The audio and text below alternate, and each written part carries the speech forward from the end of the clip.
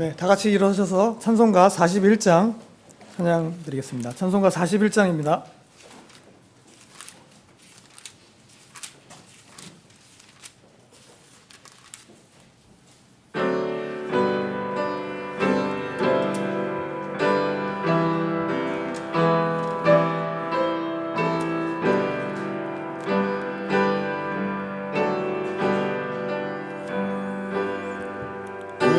영광 중에 계신 주 나 찬송합니다.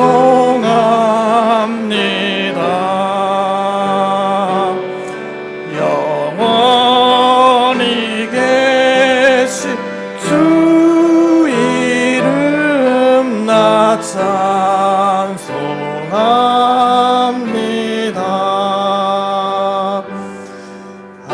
한없이 크신 능력을 나 찬송합니다.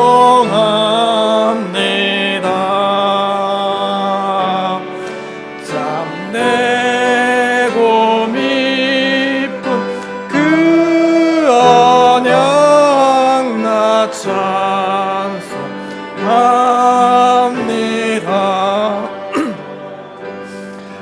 온 천지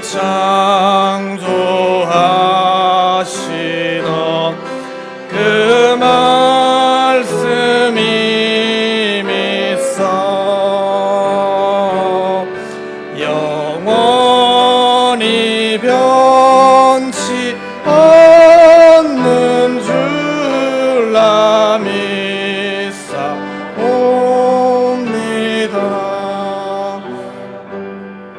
그 온유하신 음성 날 불러주시고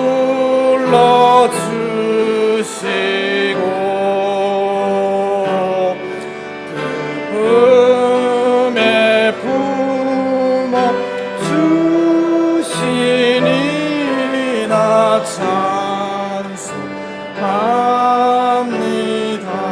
찬송합니다. 아멘. 다 같이 기도드리겠습니다. 하나님 아버지 감사합니다. 우리에게 오늘도 복된 주일을 허락하여 주시고 교회로 모이게 하여 주심을 감사드립니다.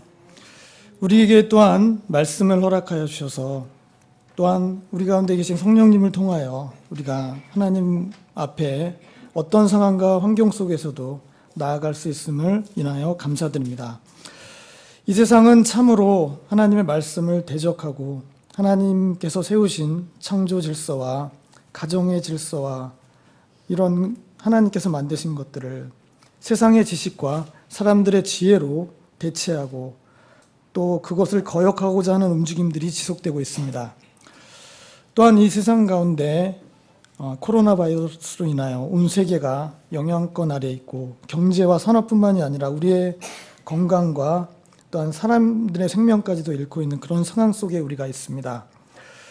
그럼에도 불구하고 우리는 더욱더 또한 모이기가 어려운 그런 상황 속에 있지만 그럼에도 불구하고 이 세상을 심판하시고 또 변함없이 심판하러 다시 오시고 변함없이 하나님의 계획 속에서 이끌어가고 계시는 주님을 우리가 더욱더 바라보게 하여 주시고 이 지역교회를 통하여 믿는 성도들을 이끌어 가시는 그 주님의 인도하심 가운데 우리가 항상 있게 하여 주시옵소서. 보이지 아니하시지만 모든 역사와 앞으로의 일들을 주권 아래서 이끌어가고 계신 주님의 손길을 우리가 바라보고 말씀 가운데서 위로받고 교회를 통하여 성도들에게 복 주시는 주님의 은혜의 손길을 오늘 이 시간도 우리가 체험하게 하여 주시옵소서. 또한 이 어려운 상황 가운데 선교사역 가운데 있는 선교사분들의 사역을 주님께서 지켜주시고 이끌어주시기를 원합니다. 오늘 말씀 선포와 예배 가운데 주님께서 풍성한 은혜로 우리와 함께하게 계시기를 원하고 감사드리며 예수님의 이름으로 기도드립니다. 아멘. 다 같이 앉아주십시오. 찬송가 151장 찬송 후에 헌물기도가 있겠습니다. 151장입니다.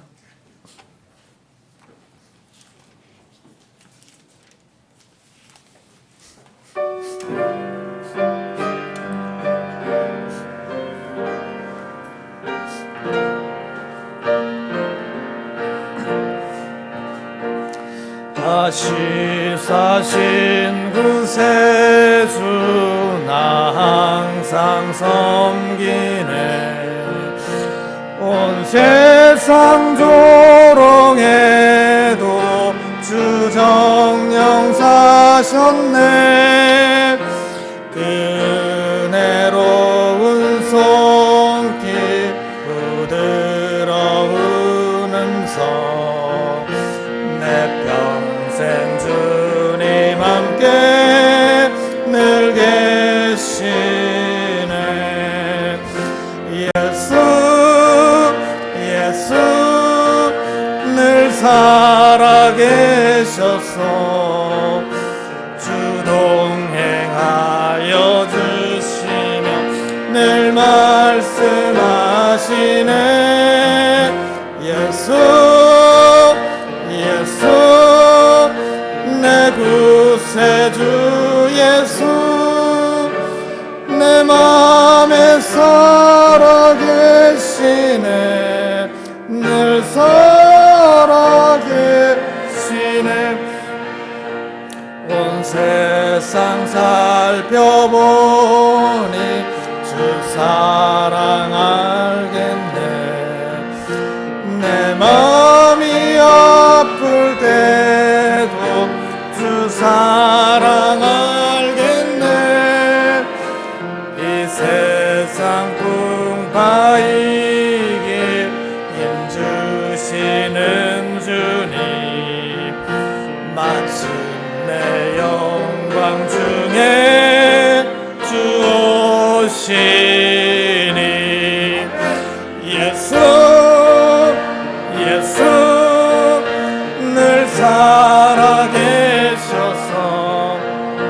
주 동행하여 주신 늘 말씀하시네.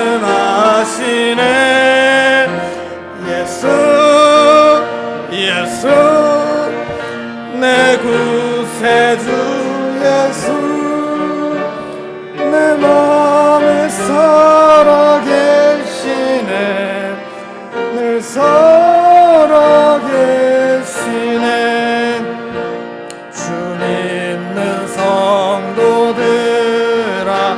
다 기쁜 노래로 주 예수 우리와 함께 다 찬양 드리세. 이 세상 소망이요 참 친구 되시는 주 예수 영원토록 찬양하네.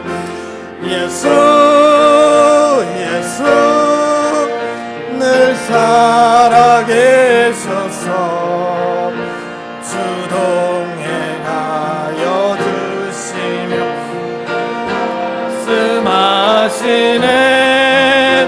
예수 예수 내 구세주 예수 내 안에 살아계시네. 늘 살아계시네.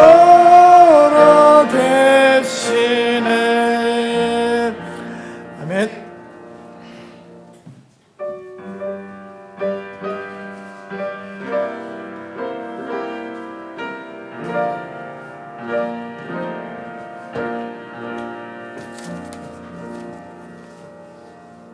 헌물을 위해 함께 기도드리도록 하겠습니다.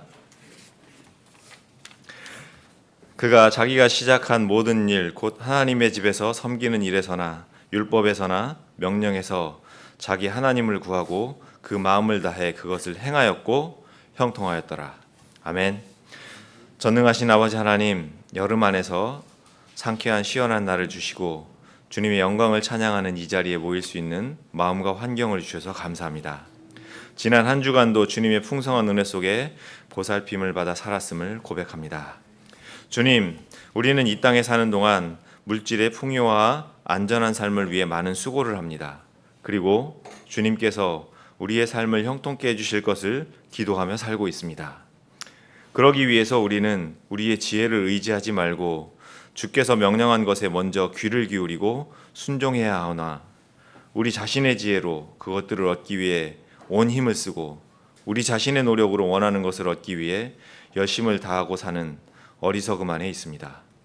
주님, 우리에게 믿음 더욱 주시고 지혜 주셔서 주님의 뜻에 우선순위를 두는 삶을 통해 전능하신 주님께서 주시는 형통함을 누리는 삶을 살게 하여 주시옵소서. 그 형통함의 결과로 얻은 물질을 통해 주님께서 원하시는 그 일을 풍성히 하여 그리스도의 심판석에서 칭찬받는 자로 설 수 있도록 도와주시옵소서. 주님, 드려진 이 물질을 주님 기쁘게 받으시기를 원하오며 운용하는 자들에게 정직과 성실한 가운데 효과적으로 운영할 수 있도록 도와주시옵소서. 이 시간 주님의 말씀을 듣기를 원합니다. 마음을 다하고 힘을 다하고 정성을 다하여 집중할 수 있도록 도와주시옵소서. 이 시간 주님 만나는 은혜의 시간이 되기를 처음부터 끝까지 주님께 의탁드리오며 다시 오실 거룩하신 주 예수 그리스도의 이름으로 기도드리옵나이다. 아멘.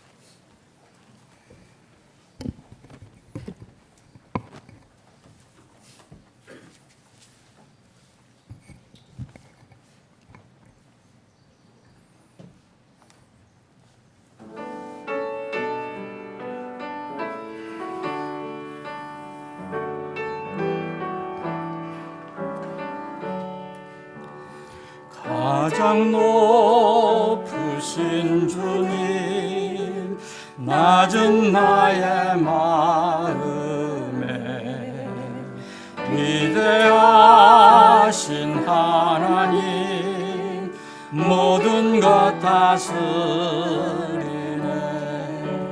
악한 죄의 권세를 모두 물리치시고 사랑으로 사셨네. 나는 주의 것일세. 내가 죄에 눈 멀어 주의 사랑 몰랐네. 주의 음성 못 들어 하늘 기쁨 없었네. 그때 성령님께서 예수님 보여주사 나의 눈을 여셨네. 영생 평안 주셨네.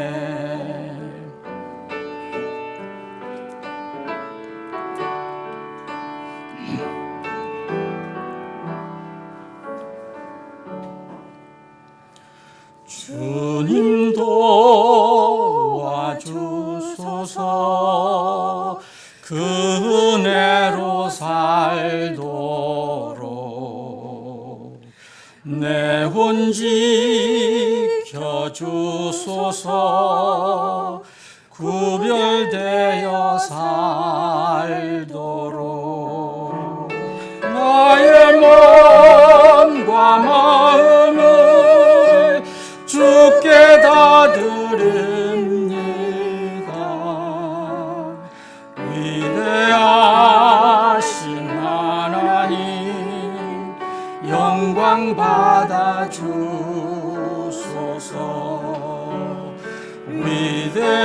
위대하신 하나님, 영광 받아 주소서.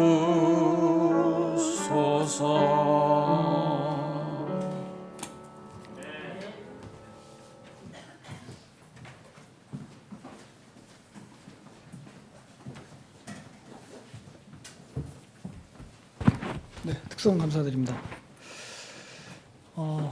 특송 희망하시는 분들은 적극적으로 이렇게 특송하시면 좋을 것 같습니다.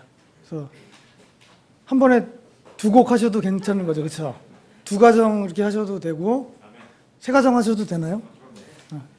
제한이 없다고 하니까 적극적으로 이렇게 신청하셔서 개인도 괜찮고 이렇게 독창 가족 단위 이렇게 찬양으로 하나님께 드리면 좋을 것 같습니다. 제가 광고 2번을 먼저 말씀드린 겁니다. 지금 임승환 지사님께 신청하시면 되고요. 네, 요즘에 저도 지금 마스크를 안 쓰고 있으면 좀 약간 어색해요. 이렇게 회사에서도 이렇게 마스크를 계속 쓰고 있고 그래서 마치 뭔가를 하나 안 입은 듯한 이런 그런 느낌이 약간 들 때가 있는데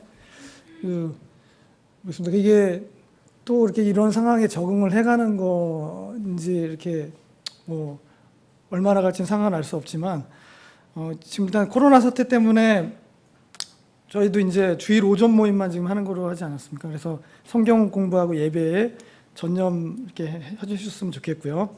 시간 관리를 지혜롭게 하셔서 주일 아침 공동 예배에 힘써 주시기를 부탁드리겠습니다. 그리고 이번 광고는 아까 말씀드렸고요. 임승환 집사님께 신청하시면 되겠습니다. 세 번째는 우리가 사는 지금 이 시대는 지금 중국을 비롯해서 전 세계적으로 지금 자연재해가 많이 일어나고 있습니다. 그리고 기상이변도 있고 또 영적인 타락 현상도 같이 있고 배도 현상도 지금 두드러지게 나타나고 있어서 대언의 성취의 때라고 좀 생각할 수 있고요. 그래서 주님께서 내가 다시 오리라고 하신 그 말씀을 기억하면서 깨어서 기도하는 삶이 되시기를 기도합니다. 특별 기도 제목으로 해외 선교사님들의 안전을 위해서 계속 기도 부탁드리고요. 정교회 합심 기도 제목은 뒤에 있는 기도 제목을 참조해 주시기를 바랍니다. 7월 둘째 주 성경 암송 구절 잠언 30장 5절에서 6절 말씀 다 같이 봉독하시겠습니다. 시작. 하나님의 모든 말씀은 순수하며 그분은 자신을 신뢰하는 자들에게 방패가 되시느니라. 너는 그분의 말씀들에 더하지 말라. 그분께서 너를 책망하실 터인즉 내가 거짓말장애로 드러날까 염려하노라. 잠언 30장 5절에서 6절 말씀. 아멘.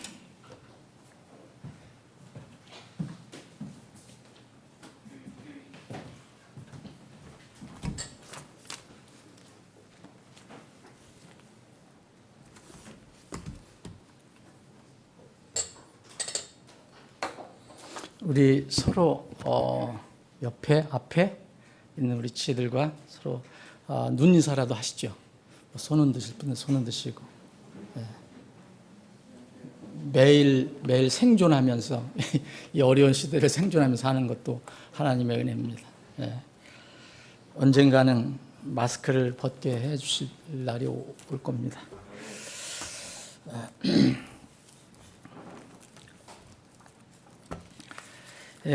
주일날 아침에 이제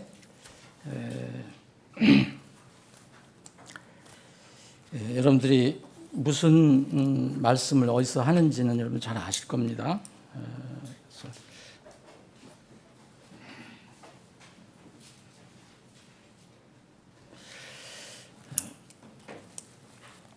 그런데 이번 주에 지난주에 말씀 준비하다가 마음이 영 레위기를 계속 공부하는 거 이번 주는 좀 마음이 불편한 생각이 들어서 오늘은 레위기를 잠시 미루고요. 다른 부분의 말씀을 나누기로 하겠습니다. 여러분 잘 아시는 마태복음 16장 다시 한번 보겠습니다.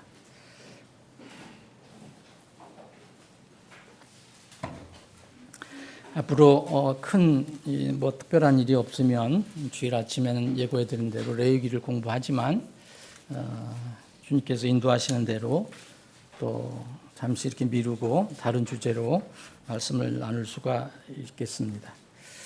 자, 마태복음 16장 13절부터 28절까지인데 다 읽지는 않겠습니다.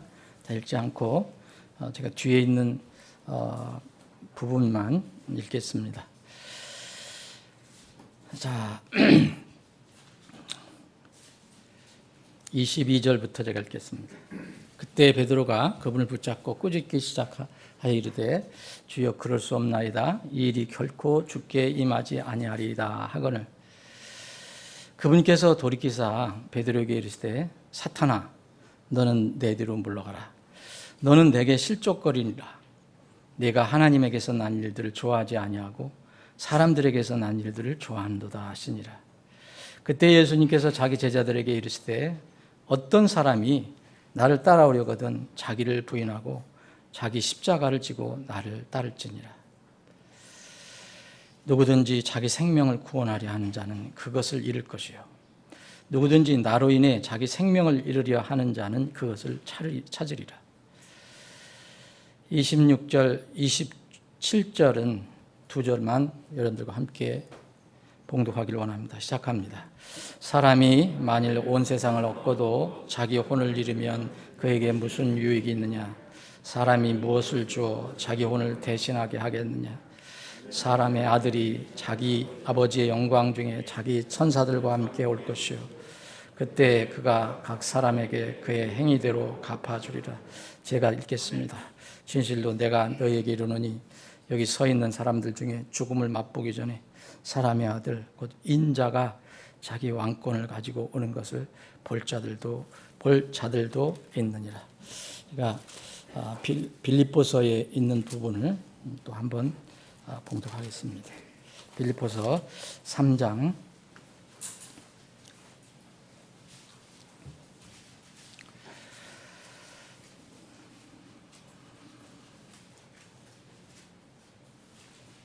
3장 자였으면 제가 읽겠습니다. 10절부터 읽겠습니다. 이것은 내가 그분의 죽으심과 일치하게 되어 그분과 그분의 부활의 권능과 그분의 고난에 참여하는 것을 알고자 함이요 어찌하든지 내가 죽은 자들의 부활에 도달하려 함이라. 나는 내가 이미 도달한 것처럼 여기지 아니하며 이미 완전한 것처럼 여기지도 아니하고 다만 그리스도 예수님께서 나를 붙잡아 이루시고자 하신 그 일을 붙잡으려고 따라가노라. 형제들아 나는 내가 이미 붙잡은 줄로 여기지 아니하고 다만 이 한 가지 일을 행하나니 곧 뒤에 있는 그것들은 잊어버리고 앞에 있는 그것들을 잡으려고 나아가 그리스도 예수님 안에서 하나님의 높은 부르심에 상을 받으려고 표대를 향해 밀치며 나아가노라. 20절 21절 우리의 생활 방식은 우리의 시민권은 하늘에 있으며 거기로부터 또한 우리가 구원자 주 예수 그리스도를 기다리려니 그분께서는 모든 것을 자기에게 복종시키실 때 사용하는 능력을 발휘하사 우리의 천한 몸을 변화시켜 자신의 영광스러운 몸과 같게 만드시리라. 아멘. 아버지 하나님, 오늘 저희들에게 복된 주일 아침에 믿음으로 하나님의 집에 모여 우리를 구원해 주신 주님을 참으로 기쁜 마음으로 찬양하고 경배할 수 있는 이런 믿음을 특권을 주신 것 다시 한번 감사드립니다.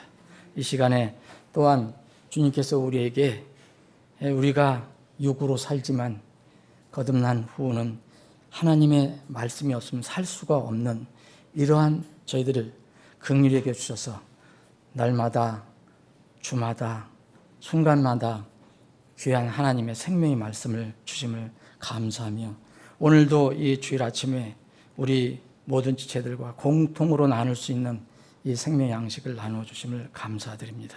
이 말씀을 저희들이 나눌 때 오직 성령 하나님께서 대신 선포해 주시고 우리는 전하는 자나 듣는 자가 모두 하나님 앞에 성령이 하나님 앞에 무릎을 꿇고 그 생명의 양식을 받는 귀한 시간이 되게 해 주옵소서. 거룩하신 예수님의 이름으로 기도합나이다. 아멘.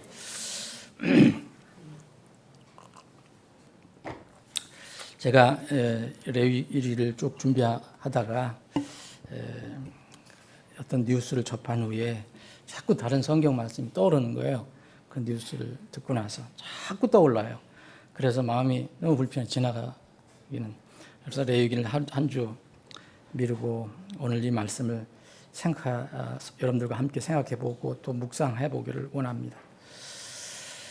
한 혼이 자기의 어떤 인생의 마지막을 결정할 수 있다는 것이 이 시대 사람들의 생각에 그게 뭐 자유로운 거 아니냐라고 생각할 수가 있습니다. 그만큼 이 시대에는 하나님 말씀과 하나님의 진리, 하나님께 세우신 그 기준이 아니라 이미 세상이 세우는 기준, 사람들이 세우는 기준, 사람들이 만들어 놓은 그런 어떤 그 사상이나 어떤 그런 지식으로 다 그것이 옳은 것으로 이렇게 생각하며 살아가는 그런 시대가 됐습니다.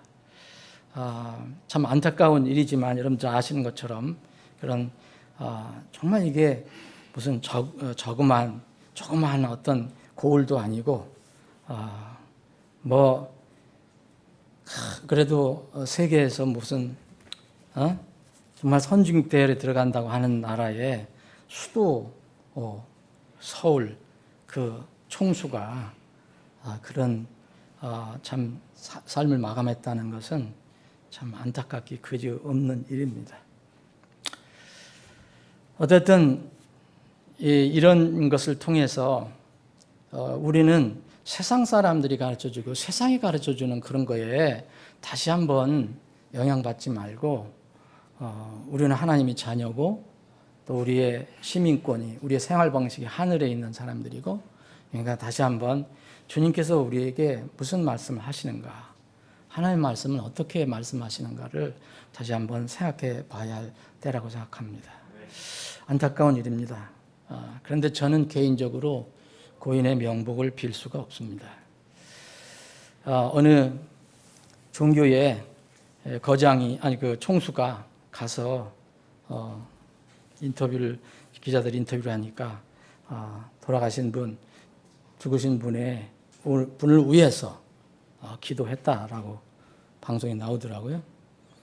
그거는 자유롭게 쓸 수 있는 말인지 모르지만 우리는 성경 신자이기 때문에 우리는 세상이 어떻게 하든지 하나님 말씀 위에는 우리가 믿을 수가 없습니다.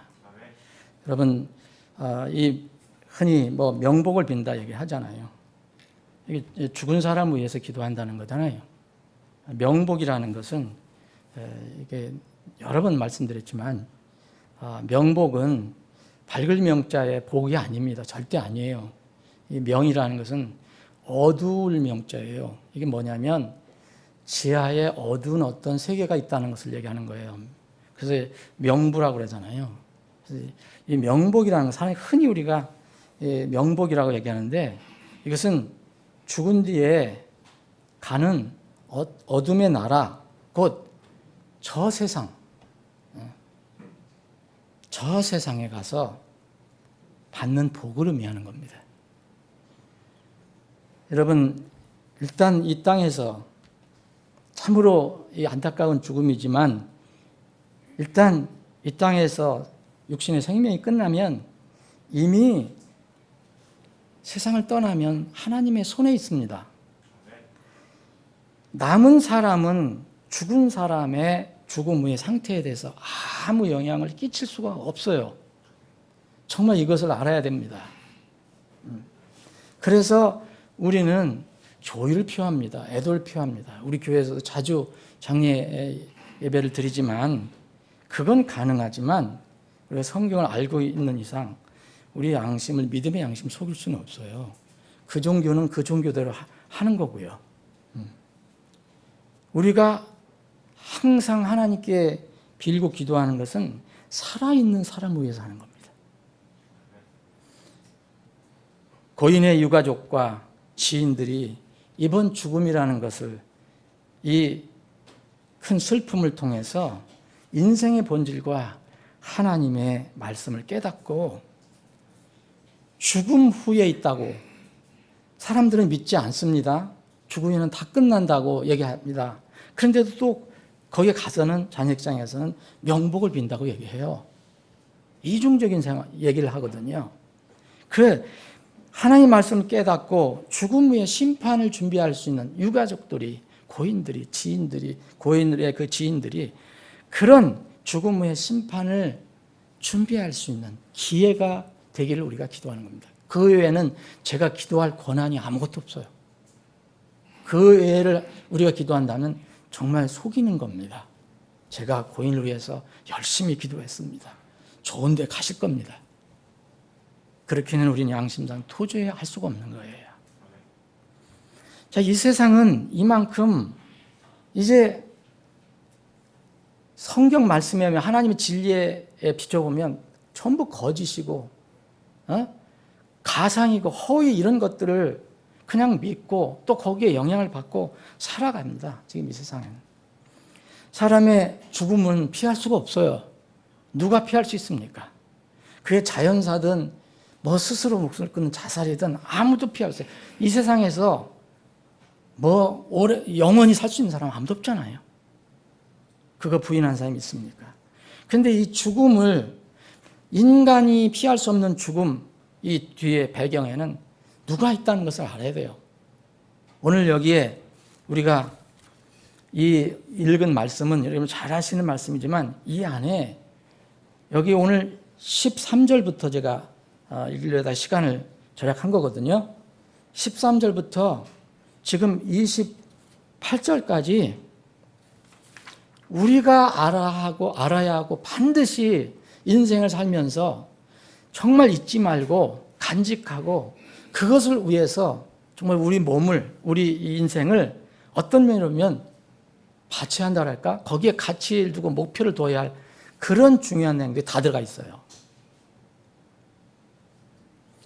사람은 여기에 분명히 죽음을 피할 수 없어요. 예수님도 난 죽는다 얘기하세요.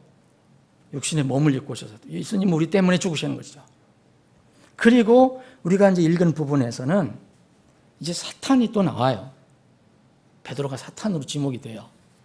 그래서 이 세상에 모든 죽음은 일단 배경은 마귀 사탄이에요. 여러분 성경 읽어보면 나오잖아요. 창세기서부터. 어떻게 해서 죽음이 시작이 됐는가? 그 배경에는 누가 있는가? 그래서 마귀의 최대 특성은 거짓말하는 거예요. 속이는 거예요. 그 이름 자체도 예수님이 거짓말하는 자라고 했어요. 속이는 자라고 했습니다. 그래서 마귀는 이런 속임수로 사람들을 속이는 거예요. 고상한 철학으로, 고상한 학문으로, 고상한 지식으로 이런 것을 다 이렇게 코팅을 해갖고서 사람을 속입니다. 죽으면 모든 건 해결된다. 이것도 사탄의 속임수입니다. 죽음 후에 아무것도 없어. 그건 무덤뿐이야. 근데 하나님 말씀은 완전히 다르잖아요. 하나님 말씀 뭡니까? 죽은 후에는 심판이 있다라고 얘기해요. 마귀의 또 다른 속임수 엄청나게 많지만 세상 사람들이 얘기하는 게 뭐예요? 하나님 없어. 하나님이란 존재가 어디 있어? 눈에 보여? 죽은 후에 다음 세상은 무슨 다음 세상이야? 무슨 천국과 지옥이 있어? 이게 사탄의 또 다른 속임수입니다. 많은 사람들이 여기에 속하고 있어요. 세상에서 이야기하는 선한 사람도 세상에서 윤리적으로 도덕적으로 거룩하게 산다는 사람들도 이 속임수에 다 속하고 있어요. 이 사탄의 속임수가 인간의 교만한 지식, 학식, 무슨 사상, 철학 이런 것을 거쳐서 멋지게 화장을 하고 나타난 것이 무신론입니다. 진화론입니다. 마르크시즘입니다. 공산주의입니다. 사회주의입니다. 그리고 요새 극성을 부리는 인본주의입니다. 창조주이시며 역사의 주인이신 하나님을 부정하는 모든 이론과 지식과 사상은 궁극적으로 하나님의 형상으로 지어진 사람을 파괴하고 죽이는 것들이에요. 이것을 알아야 됩니다. 참으로 이걸 아는 사람들이 얼마나 될까요? 심지어는 기독교인이라는 사람들도 어떻게 기독교인이라고 이름으로 불리는지 잘 모르겠습니다. 저는.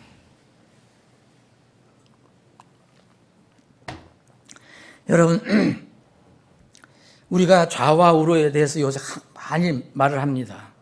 이게 정치적인 용어로 많이 쓰이지만 하나님 눈에는 좌우든 사람은 모두 죄인입니다. 본성은 부패하고 악합니다. 여러분들 완전히 나는 죄 안 짓고 거룩하게 지금 살고 있습니다. 흠없이 사는 사람이라고 얘기할 수 있는 사람이 있습니까? 그런데요, 왜 세상에서 있는 여러 가지 사상이나 이론이나 이런 것들이 우리가 눈여겨봐야 하느냐? 이유는 그거예요. 우리가 그것을 어떤 것을 취한다고 해서 우리가 거룩해지는 게 아니에요. 우리의 이 땅에서의 삶의 방향, 믿음의 방향이 영향을 받기 때문에 그렇습니다. 여러분, 이 좌와 우의 차이가 있다면 좌우 사상은 기본적으로 하나님 존재를 부인하는 데서 시작이 돼요. 그걸 논하는 그 방향에 대해서는 조금 차이가 있을 수 있겠지만 소위 좌라는 사람들 중에서도 소위 신자가 있습니다. 우라는 사람들 중에서도 불신자, 무신자가 꽤 많아요. 제가 알고 있는 사람들도 많아요. 그런데 만약 이 세상에서 이야기하는 그런 우사상을 가지고 있다면 그 우사상을 깊이 들어가 보면 하나님을 인정하는 데에서 출발이 됩니다. 하나님의 계심을 인정하지 않으면 그건 불가능해요. 하나님 존재를 인정하지 않으면. 하나님의 존재를 인정해요. 우리가 믿든 안 믿든 간에 그분의 존재를, 그분이 살아계신다, 그분 분명히 있다 인정하면 그분의 속성이 무엇이냐, 이것을, 그분은 어떤 분이시냐 이걸 알게 되고, 그러면 좀 알게 되면요, 하나님을 두려워할 대상이 됩니다. 세상 사람들, 거듭나지 않은 사람들이 1차 하나님 두려워할 대상이에요. 그리고 이 하나님은 어떤 분이시냐? 전지전능하신 분이라고 다 믿잖아요. 모든 것을 다 아시는 분이에요. 모든 것을 능하게 하시는 분이에요. 무소부재하신 분이라는 걸 알아요. 이것을 알면은 하나님의 눈을 내가 피할 수 없다는 것을 깨닫게 됩니다.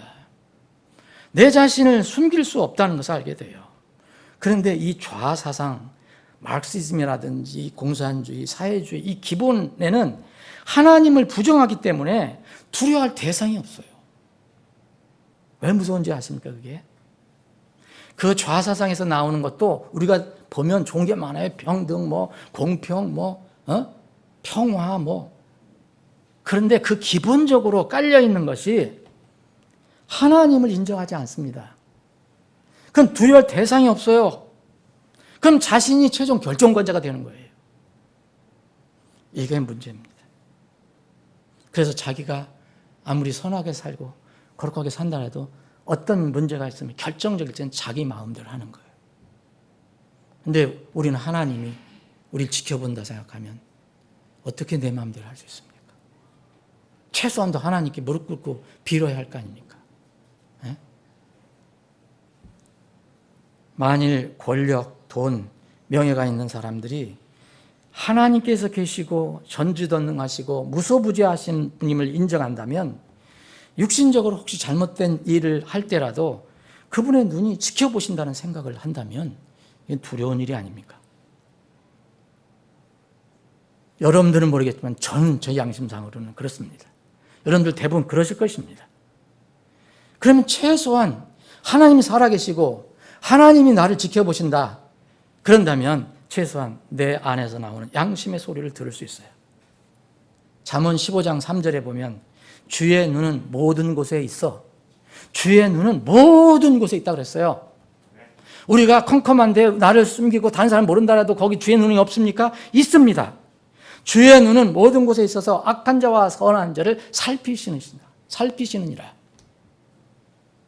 예레미야 23장 24절 주가 말하노라 어느 누가 내가 보지 못하도록 자신을 은밀한 곳에 숨길 수 있느냐? 주가 말하노라 내가 하늘과 땅을 가득 채우지 않느냐. 여러분, 만약 우리가 하나님이 계신다는 것을 믿으면 육신의 소욕에 져서 결국 죄를 저지를 수 있어요. 우리 사람들이 그렇잖아요. 그런데 이렇다 하더라도 하나님이 근본적으로 하나님 존재를 인정하는 사람들과 하나님이 없어 인간은 유물이야, 다 물건이야, 예? 무슨 막대기, 무슨 작대기, 흙 그런 거야.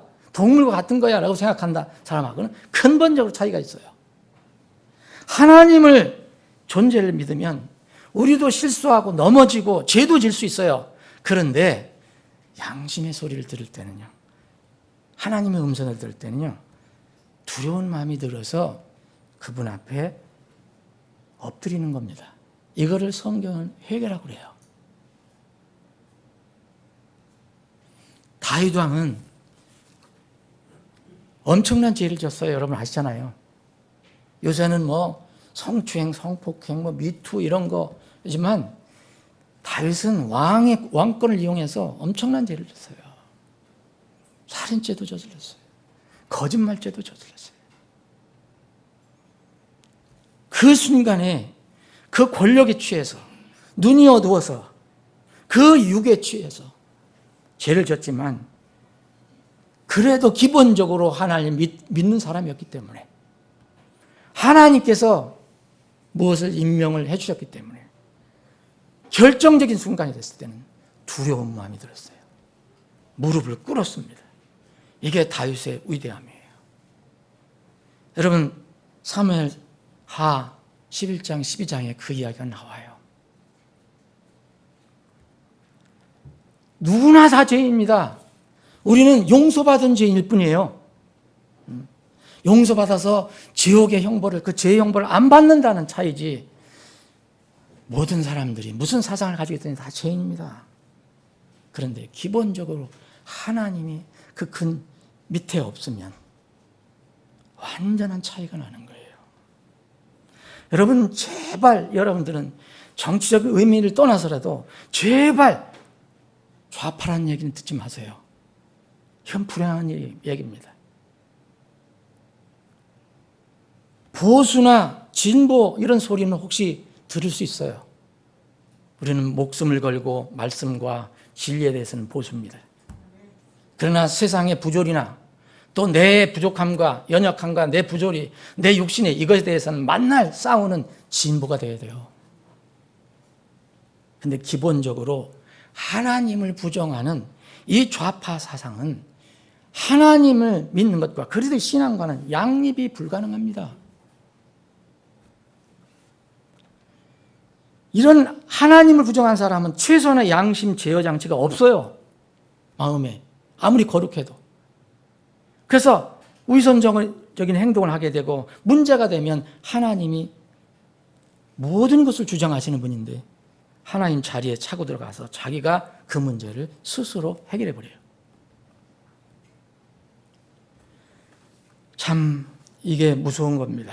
이게 단순히 여러분 정치적으로 보면 안 돼요. 이 세상에서 돌아가는 것들이 다 그렇습니다. 여러분, 선진국도 우리나라뿐만 아니에요. 이 선진국들도 지금 똑같아요.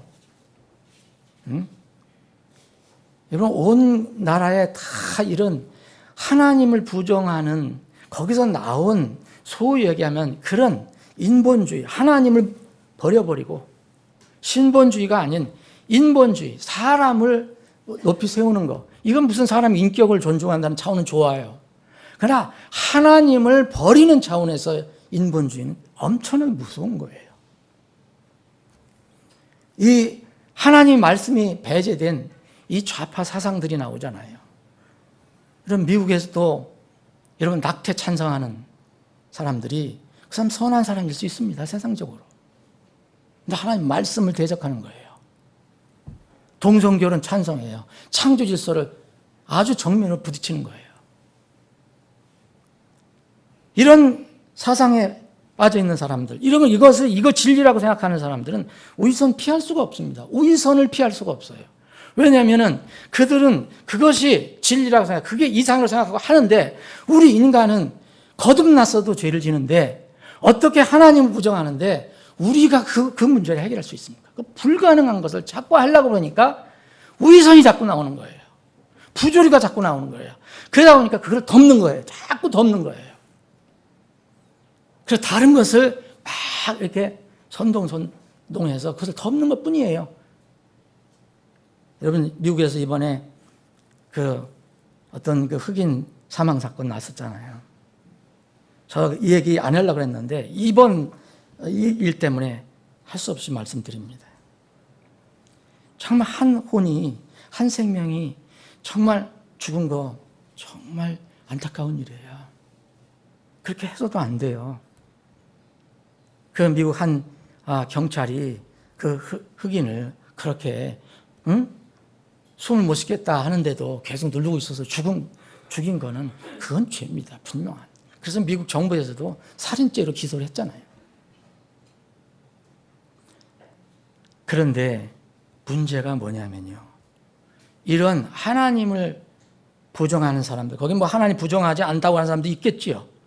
이런 세력들이 주도가 돼서 미국에도 여러분 좌파가 많습니다. 단체들도 많습니다. 예? 무신론을 근거로 해서, 유물론 근거로 해서 하는 사람들 상당히 많습니다. 그리고 이미 미국은 자유롭게 사람들이 많이 왔다 갔다 하니까 좌파 외국인들 상당히 많아요. 무정부주의자들도 있어요. 제가 자세히 그것을 뭐 분석해보지만 않지만 많은 사람들이 얘기합니다. 이런 세력이 이번에 배후에 있다. 저도 동의합니다. 왜냐하면 한 혼이 죽은 건 참 안타까운 일이에요. 그런데 여러분 생각해 보십시오. 이 죽은 사람 죽은 건 안타깝지만 이 사람이 순교자가 돼서는 안 됩니다. 성인이 돼서는 안 돼요. 이건 굉장히 무서운 일이에요.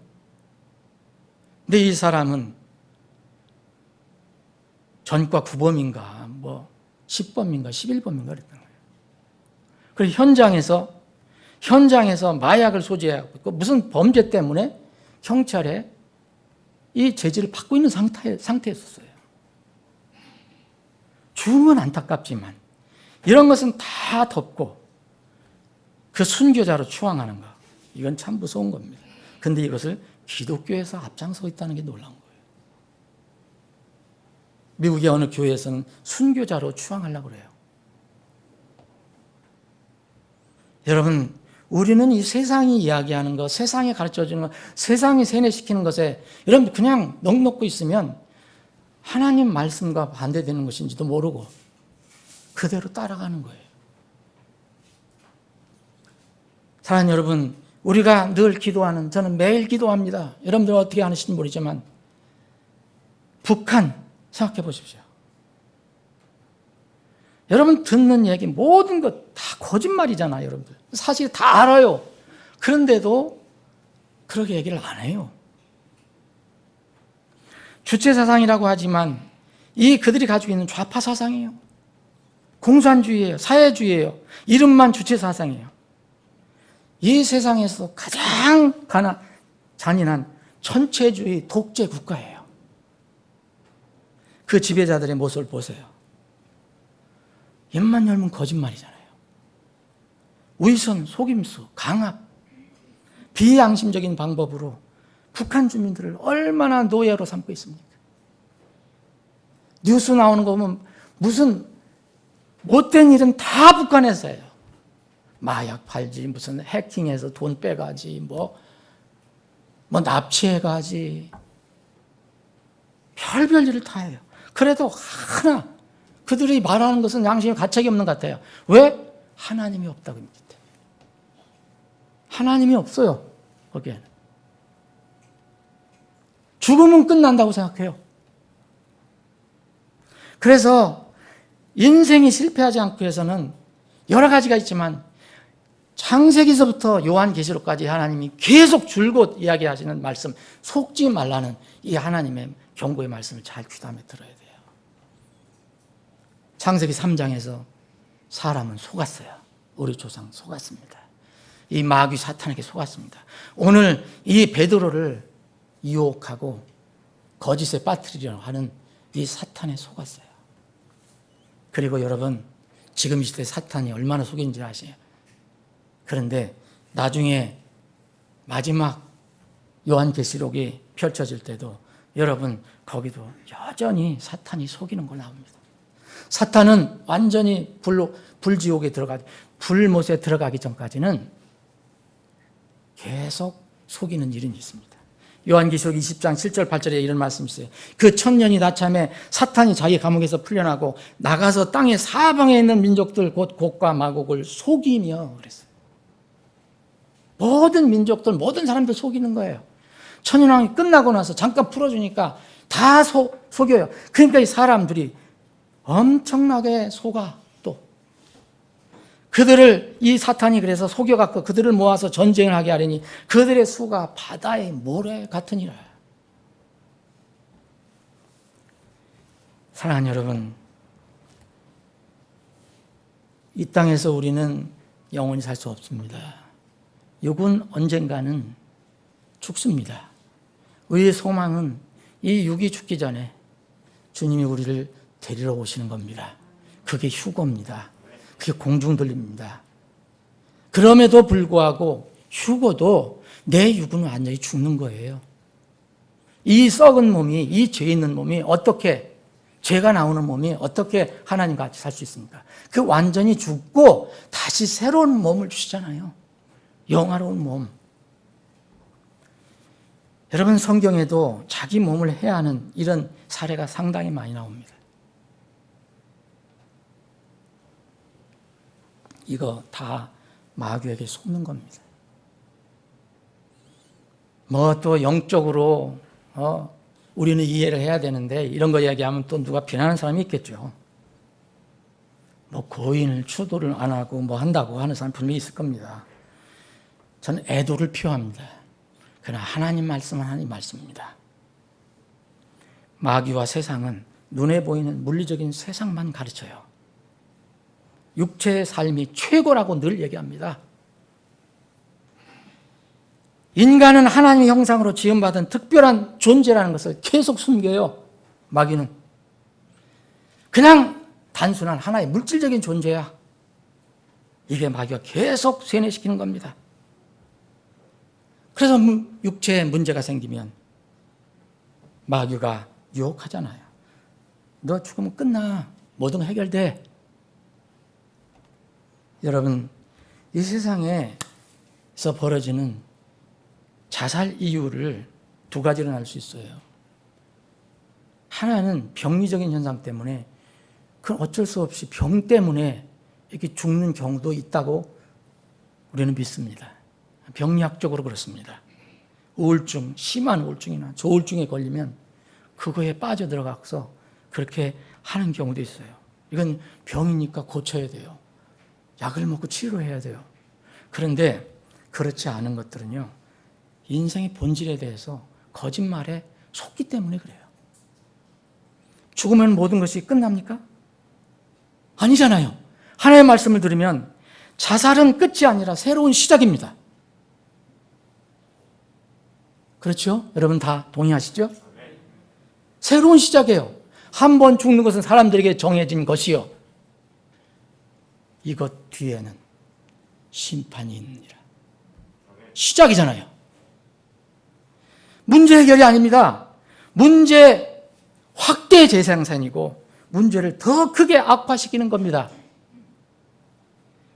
피조물 중에서 가장 뛰어나다고 하는, 똑똑해서 만물 영장이라고 하는 인간은 바로 이 마귀 사탄에게 속임을 당하니까 하층 동물보다도 더 어리석은 짓을 저지른 거예요. 피조물을 향한 하나님, 창조자 하나님의 창조 디자인 목적이 있습니다. 여러분, 창조 순서를 한번 읽어보세요. 창세기를 통해서. 하나님께서 첫날 사람을 만드시지 않은 이유가 있어요. 첫날 뭐 무생물 만드시고 뭐 땅, 물, 궁창, 바다 이런 거 다 만드시고, 그 다음에 식물 만드시고, 그 다음에 동물 만드시는데, 바다 그리고 하늘에 있는 동물 만드시고 땅에 있는 동물 만드시고 마지막에 누굴 만드십니까? 사람을 만드십니다. 여러분, 창조 질서는요, 정점이 어디 있냐면 사람이에요. 여러분과 저예요. 근데 왜 정점이냐? 우리가 뭐 잘생기고 능력 있어서 그런 게 아니라 하나님의 형상을 따라서 하나님 모양으로 지어졌기 때문에, 하나님의 형상으로 지어졌기 때문에 창조의 질서의 제일 정점은 사람이 됩니다. 그래서 사람이 왜 마지막 지어졌느냐? 무생물 있잖아요. 여기 보니까 뭐 땅, 물, 궁창, 바다 이런 있잖아요. 이거 왜 필요합니까? 사람 위해서 필요한 거예요. 사람 위해서. 식물은 다음에 식물 짓잖아요. 무생물이 있어야 식물이 있잖아요. 무생물은 식물이 해준 거예요. 식물을 왜 또 주셨습니까? 동물이 있으면 먹고 살게 있어야 되잖아요. 그래서 주셨잖아요. 그래서 동물에게는 무생물, 식물도 필요하고 식물에게는 무생물이 필요하고 사람은 뭐냐? 이 모든 피조물이 다 필요하고 그 위에 선 거예요. 사람이. 그런데 이상하게 세상 이상하게 돌아가잖아요. 요새. 인본주의 중심. 그리고 이제 인본주의에 무슨 또 동물권이 또 생겨서 사람권을 또 넘나들려고 그래요. 개권, 별권이 다 나와요, 요새는. 이게 전부 창조 질서에서 어긋나는 겁니다. 제가 뭐 동물 학대하라고 말씀드리는 거 아니에요. 그러나 동물은요, 사람 혼보다 더 귀하지 않아요. 사람 혼은요, 하나님께서 지으신 거예요. 사람이 스스로 나타난 게 아니에요.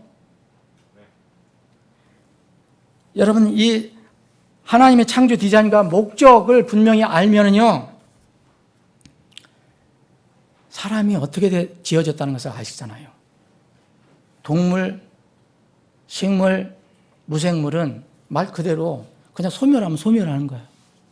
근데 사람은요, 소멸돼야 안 돼요. 안 됩니다. 왜냐하면 하나님의 형상을 따라 지음받았기 때문에. 여기 이것을 창조 질서를 알고 이 인간의 본질을 알아야지 함부로 살지 않는 거예요. 다른 것들은 다 하나님 말씀이 있으라고 그랬잖아요. 있으라 하니까 다 생겼어요. 근데 왜 사람은 하나님께서 친히 흙으로 사람 몸을 빚으시고 그의 콧구멍에다가 하나님 숨을 쑥 불어넣으셔서 그랬더니 살아있는 혼이 되었더라. 사람은 살아있는 혼이 되었어요. 왜 이렇게 하셨어요? 사람은 보이지 않는 부분이 있고 보이지 않는 부분이 있습니다. 이 부분을 알아야 됩니다. 사람은 원래 하나님의 모양과 형상으로 지음받았기 때문에 영생하도록 되었으나 죄로 인해서 육이 죽게 된 거예요. 그러나 육이 죽어도 영혼은 죽지 않습니다. 원래 영생하도록 지음받았기 때문에 여러분 믿든 믿지 않든지 그 상관없어요. 궁극적으로는 영과 혼은 물론 죽은 몸도 영생을 하게 돼 있어요. 영생하면 만인 다 구원받고 영생한다는 얘기? 그 얘기가 아닙니다. 가는 곳이 다르지만 영원히 산다는 거예요. 이 성경이 진리입니다. 사람들이 이것을 아주 일부러 부인하죠. 믿고 싶지 않는 거예요. 다음 세상도 믿지 않지만 다음 세상에 또 두 길이 있다. 장소가 다르다. 영생을 하되 어느 장소에 가서 영생하느냐. 이 차이예요. 그것이 바로 하나는 천국이고 하나는 지옥입니다. 왜 요새 지옥 얘기를 하면 사람들이 싫어할까요? 그만큼 벌써 세상 이 이론과 사상과 철학에 물들고 영향을 받고 있기 때문에 그래요. 성경은 분명히 타협하지 않고 얘기합니다. 사람은 불멸이다. 그래서 여러분 보시죠. 죽는 사람들도 나중에 마지막 심판을 받을 때 어떻게 합니까? 다 백왕제 심판 때는 어떻게 합니다? 사망이나 바다나 다 사람들이 다시 일어납니다. 여기 다 일어납니다. 마지막 인격적으로 전인격적으로 심판을 받아야 돼요. 영혼만 심판받는 게 아니에요. 몸, 영, 육이 다 심판을 받습니다. 그래서 마지막으로 여러분 계시록에 보면 그 영원한 불호수에 불지옥에 떨어지는 거예요. 성경은 뭐라고 합니까? 그게 한시적이다라고 얘기하지 않아요. 마귀가 간 곳은 영원 무궁토록 밤낮으로 고통을 받는 곳이라고 성경은 되어 있어요. 마태복음 25장 41절에 얘기했습니다. 이 마귀를 따른 사람들이 가는 곳을 들어보십시오. 저주를 받은 자들아, 하나님의 좌편에 있는 사람들에게 얘기합니다. 하나님을 근본적으로 믿지 않았던 사람들, 형식적으로 믿었던 사람들,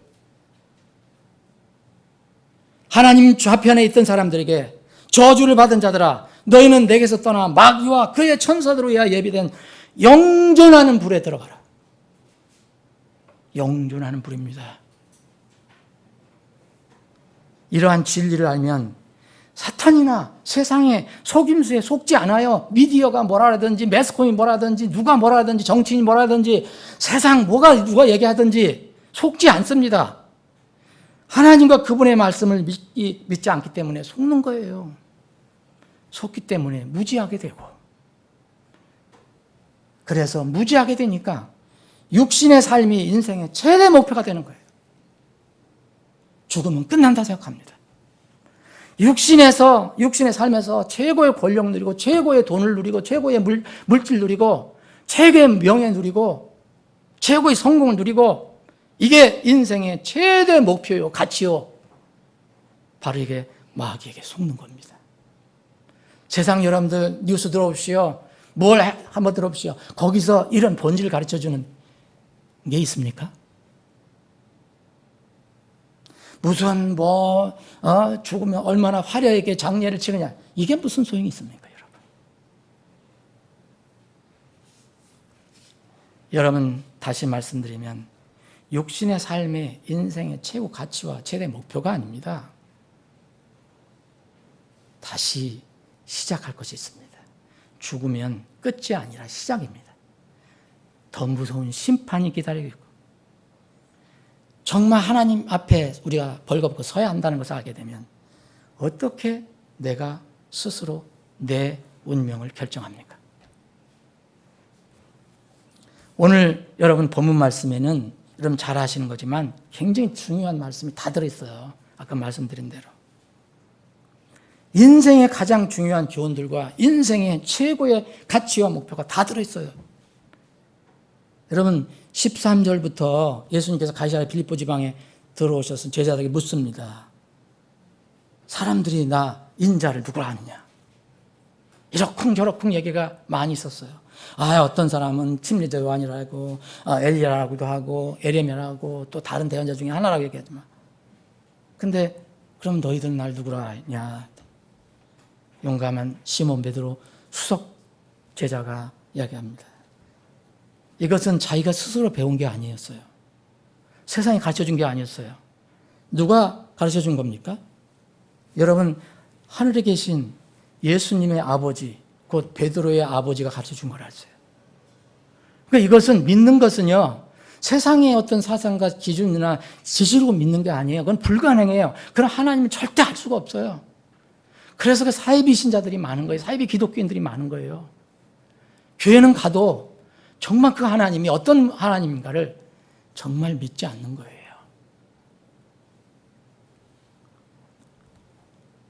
너희는 날 누구나 하냐? 했더니 베드로가 말했습니다. 주는 그리스도시요.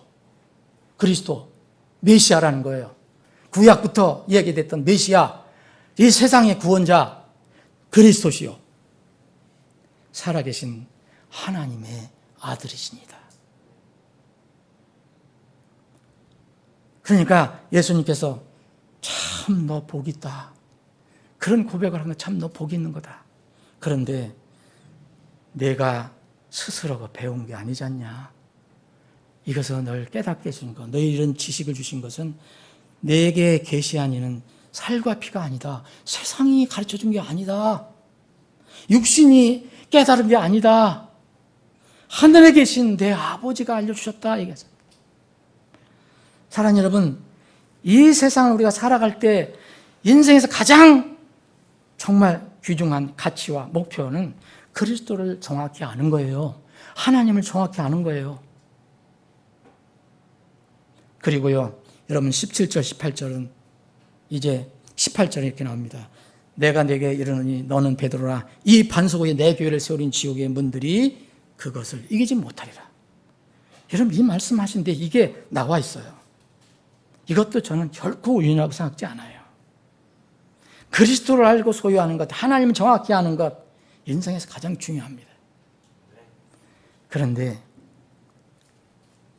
이 주님께서 세우신 하나님의 몸, 주님 몸인 교회의 놀라운 신비를 또 알으라고 얘기하셔요. 그러면서 여러분, 이 교회와 대칭시켜 주신 게 뭡니까? 지옥입니다. 주님의 교회와 대칭시켜 주신 게 뭐예요? 지옥이에요. 여러분, 지옥을 알아야 돼요. 하나님의 교회를 정확히 알면요, 지옥을 알아요. 이 하나님의 교회는 지옥과 싸우기 위해서 세워주신 거예요. 그런데 요새는 지옥과 함께 타협하고 같이 가니까 문제예요, 이 교회가. 인생에서 정말 중요한 것, 가치 있는 것, 주님의 교회를 알아야 되고 지옥을 알아야 됩니다. 하나님의 교회와 지옥의 문들은 상호 대항 세력이에요. 그리고 19절에는 우리가 이 세상을 살아갈 때 베드로에게 얘기합니다. 너에게 하늘의 왕국의 열쇠들을 내가 준다. 근데 네가 가지고 그것을 묶으면 하늘에서 묶이고 내가 땅에서 풀면 그것이 풀린다. 네 땅에서 할 일이 있다라고 얘기합니다. 예수님께서. 땅에서 할 일이 있다. 이것은 여러분 뒤에 보면은요, 이 사도들 모두에게 주신 거예요. 구원받은 사람 모든 사람에게 준 거예요. 베드로만 준 게 아닙니다. 이건 뭘 이야기합니까? 인간 일꾼들에게, 사람들에게 이 땅에서 맡겨진 하늘의 일이 있다는 거예요. 그게 하늘 왕국의 열쇠를 맡겼다고 그랬어요. 교회는요, 하나님의 왕국, 하나님의 나라를 이 땅에 선포하는 거예요. 하나님께서 다스린다. 그러면은요, 예수님이 이제 죽으셔야 되잖아요. 제자들이 이걸 싫어해요. 그러시면서 말씀하십니다. 21절 보면 예수님께서 자기가 반드시 예루살렘 올라가 장로들, 수장과 서기관들과 많은 일들로 고난을 당하고 죽임을 당해야 한다. 셋째 날에 다시 일으켜서 세워질 것을 자기 제자들에게 보여주셨어요. 그런데 이렇게 전능하신 분이 금방 다 뚝딱 하시고 하시면 되는데 왜 이렇게 하냐? 죄의 문제가 있잖아요. 죄의 문제는요, 우리가 스스로 해결할 수 없어요. 그래서 오신 메시아가 해결해야 돼요. 전능하신, 무죄하신 그 하나님이 해결해 주셔야 돼요. 그래서 그 예수님이 죽으셔야 되는 거예요. 제자들에게 그걸 알렸습니다. 제자들에게 알려준 것은 무슨 얘기입니까? 이건 뭘 얘기하는 겁니까? 복음을 선포하신 거예요. 여러분, 우리가 복음을 전할 때 뭘 정합니까? 기쁜 소식이다, 복스러운 소식이다 얘기하는데 거기 예수님 빠져요. 예수님 죽으신 부활 다 빠져버려요. 그냥 잘 믿으면 나중에 갈 수 있어. 축복, 하나님 믿으면 이 세상에 축복받아. 이게 복음이 복음 아닙니다, 여러분. 복음은요, 반드시 지옥이 나와야 돼요. 지옥이 없는데 왜 예수님이 왜 죽으셔요? 죄의 싹이 없는데 예수님이 왜 죽으십니까? 그래서 죄 없는 분이 우리가 해결할 수 없으니까 하나님께서 그 아들 예수 그리스도에게 우리가 할 수 없는 것을 그 죄를 덤태기 씌우셔서 그래서 그 아들을 십자가에 못 박으신 거예요. 이게 바로 주님께서 하시기 위해서 오신 거예요. 이 자리에서 이제 이 순간에 사람들이 갈라집니다. 자, 이 말을 들으니까 베드로가 예수님을 붙잡고 심지어는 제자가 스승을 나무래요. 그렇죠? 성경을 그렇게 이야기합니다. 분명히. 꾸짖었다. 절대 그럴 수 없다. 일이 절대 선생님에게, 주님께 임해서는 안 된다. 이건 여러분 뭘 얘기합니까? 잊지 마라. 세상 사람들아, 특히 그리스도인들아, 너희는 육이 여전히 있다. 하늘에 올 때까지 너는 육과 싸워야 한다. 육은 뭘 얘기합니까? 육은 절대 영과 같이 가려고 하지 않아요. 육은 하늘의 것을 이야기하려고 하지 않습니다. 이 땅의 것만 얘기하려고 해요. 그래서 예수님이 이렇게 얘기했습니다. 베드로에게 심한 말씀처럼 보입니다. 사탄아, 너는 내 뒤로 물러가라. 그러면서 예수님이 하신 말이 내가 하나님에게서 난 일들은 좋아하지 않는다. 이게 육입니다. 싫어해요. 우리 다 싫어합니다. 우리 육은. 그런데 말씀이 오니까 우리가 그 말씀에 순종하는 거예요. 사람들에게서 난 일들을 좋아하는 거다. 이게 육입니다. 이게 세상이 가르치는 거예요. 이 세상의 철학이고 사상이고 이론입니다. 여기에 사람들이 갈라져요. 자, 이 복음을 전해 들을 때 사람들은 어떤 사람 이렇게 유형으로 바뀌느냐? 자, 24절에 보면 예수님께서 자기 제자들에게 이르시되 부언 설명하신 거예요. 어떤 사람들이 나를 따라오려거든 자기를 부인하고 자기 십자가를 지고 나를 따르라. 나를 따라오려는 것은 뭘 얘기하는 겁니까, 여러분? 교회를 따라오고 하나님을 따라오고 메시아를 따라오고, 그죠? 하늘에 계신 내 아버지께서 알려주신 것, 그것을 따라오는, 진리를 따라오는, 그죠? 그거를 따라오는, 따라오려거든 너의 육신을 부인해라 이거예요. 육신을 따르지 말라는 거예요. 육신의 귀를 기울이지 말고 내 자신의 십자가를 지고 나를 따라와라 이거예요. 육신과 싸워서 육신을 버리고 나를 따라오라 이런 말씀입니다. 그러시면서 누구든지 자기 생명을 구원하려 하는 자는, 이 생명은 뭘 얘기합니까? 육체의 생명을 얘기하는 거예요. 세상이 얘기하는 거. 죽음 후 끝나. 이 땅에 사는 동안만 그거야. 이 땅에 사는 동안 최고의 권력, 최고의 물질, 최고의 돈, 최고의 명예, 이것을 추구하라. 죽으면 다 끝난다. 그래서 이 생명, 이런 것을 구원하려고 하는 자는 그것을 다 잃어버릴 거예요. 여러분, 예수님을 따른다 하면서도 세상의 복만 생각하고 하는 사람은 나중에 영혼, 몸 다 잃어버립니다. 누구든지 나로 인해서, 이 말씀 중요한 겁니다. 나로 인해서, 나를 위해서, 나 때문에 자기 생명을 잃으려 하는 자는, 자기 육체의 생명은 이거는 한식이다. 다음에 심판이 있다. 죽어도 나는 다시 살아난다. 차라리 영생을 택한다. 육체의 생명은 내가 필요하면 버리겠다. 이렇게 각오하는 사람들은, 자기 육체의 생명을 잃으려 하는 자는 그것까지 다 찾습니다. 여러분, 우리가 구원받을 때 몸은 안 구원받습니까? 죽어의 놀라운 비밀이 이겁니다. 죽었던 사람이 몸이 다시 영화로운 몸으로 바뀌는 겁니다. 우리는 죽지 않을 몸으로 순간적으로 영화로운 몸으로 바뀌는 겁니다. 그 몸 분명히 찾습니다. 영혼은 말할 것도 없고요. 그러시면서 결정적으로 인생에서 정말 유념하라. 26절입니다. 사람이 만일 온 세상을 얻고도, 자, 사람이 만일 온 세상을 얻고도, 이것이 바로 세상이 가르쳐 주는 거예요. 온 세상을 얻으면 천하를 얻는다고 얼마나 이름도 많이 알려지고 유명하고 사람들이 존경하고 숭배하고, 그런데 얻고도 자기 영혼을 잃어버리면, 소울을 잃어버리면 그에게 무슨 유익이 있겠느냐? 사람이 무엇을 주어서 자기 혼, 소울을 대신하겠느냐? 무슨 말씀입니까? 세상 사람들은 엄청난 세상을 이야기하지만 예수님은 한 개인의 영혼을 얘기합니다. 이유는 뭔지 아십니까? 사람은 동물이 아니기 때문에 그렇습니다. 사람은 하나님의 형상이기 때문에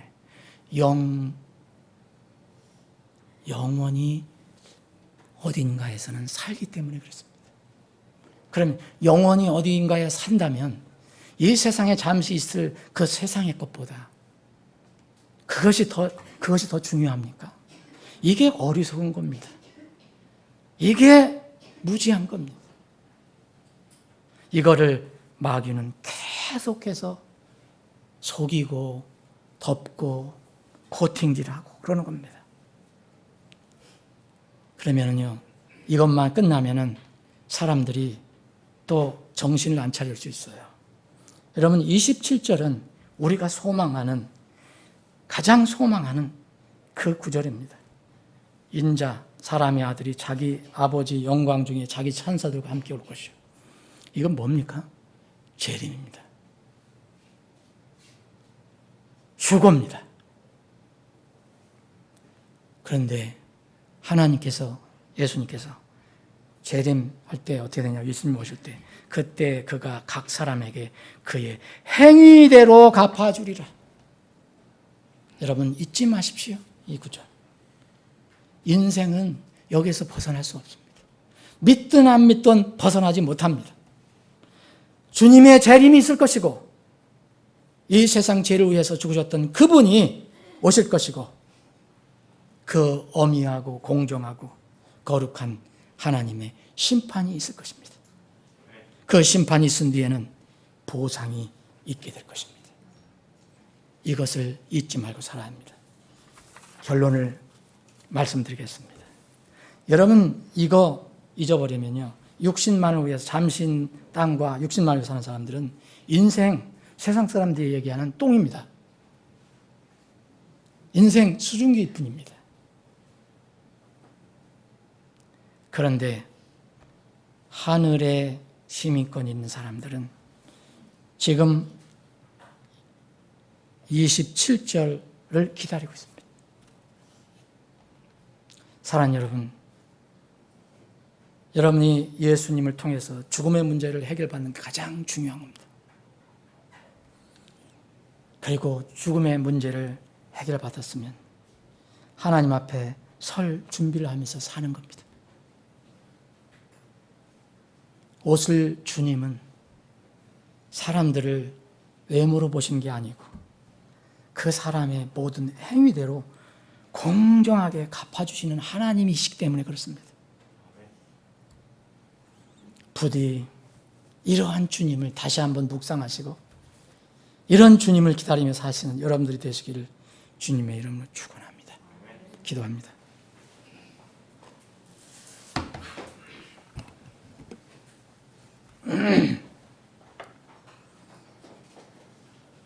사랑하는 여러분, 여러분 이름이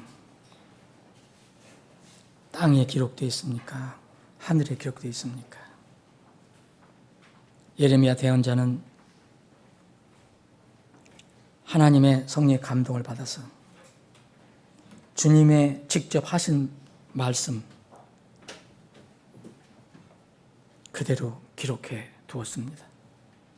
예레미야 17장 13절에 보면 주를 버리는 자들은 다 부끄러움을 당하며 주 나를 떠나는 자들은 땅에 기록되리니 이는 그들이 생수의 근원이신 생수의 샘이신 주를 버렸기 때문이니라.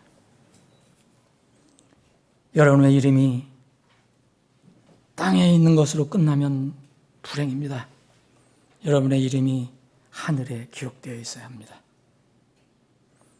여러분의 이름이 하늘에 기록되어 있다면 한 번 사는 인생의 목표를 땅에 두지 말고 한 번 사는 인생의 가치를 땅에 두지 말고 더 높이 저 하늘에 두시길 바랍니다.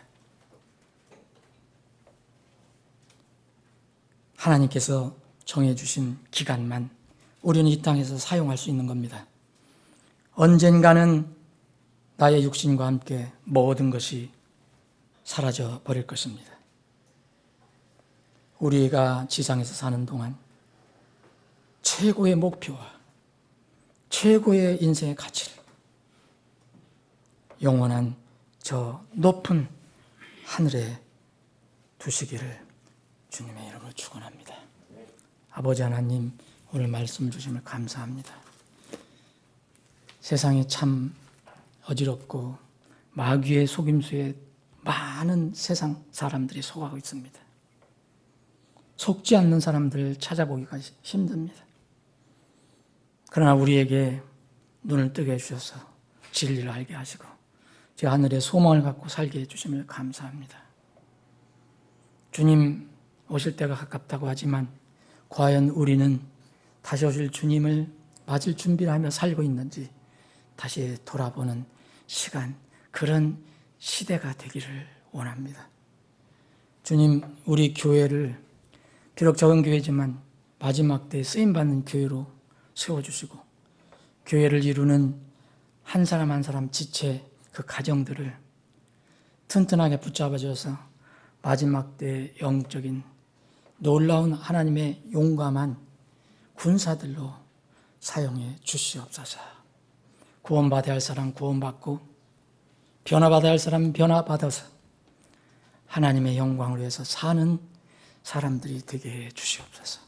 거룩하신 예수님의 이름으로 기도합니다. 아멘.